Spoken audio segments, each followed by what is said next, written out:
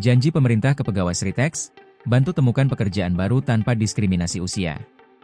Wakil Menteri Ketenagakerjaan, Wamenaker, Immanuel Ebenezer merespons soal adanya pemutusan hubungan kerja, PHK, pada 10.669 karyawan PT Sritex. Terkait karyawan Sritex yang terkena PHK ini, Nul menyebut pemerintah akan membantu mencarikan pekerjaan baru untuk mereka. Pencarian pekerjaan baru ini juga akan dilakukan tanpa ada syarat batasan usia untuk karyawan Sritex. Nantinya proses pencarian kerja baru untuk karyawan Sritex ini akan dilakukan teknisnya oleh Dinas Ketenagakerjaan, Disnaker, setempat. Karena yang memiliki data lengkap terkait para pekerja di Sritex yang terkena PHK adalah Disnaker daerah. Dengan data ini, para karyawan Sritex pun tak perlu lagi melakukan pendaftaran ulang untuk bisa mendapatkan pekerjaan baru. Kemudian penyaluran tenaga kerja ini juga dilakukan dengan menyesuaikan minat dan keterampilan para karyawan Sritex. Jika mereka ingin tetap bekerja di sektor tekstil, mereka akan diarahkan ke industri yang relevan.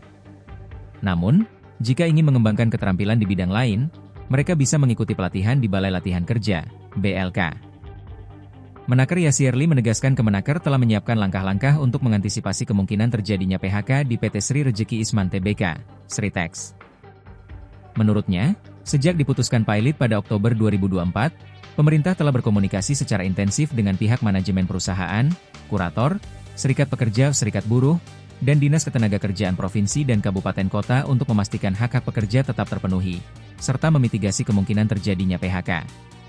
Khusus terkait dengan Sritex, Kemenaker telah melakukan koordinasi dengan Dinas Ketenagakerjaan dan Transmigrasi Provinsi Jawa Tengah dan Kabupaten Kota di wilayah Solo dan sekitarnya untuk memetakan berbagai peluang lapangan pekerjaan di perusahaan-perusahaan di wilayah Solo dan sekitarnya.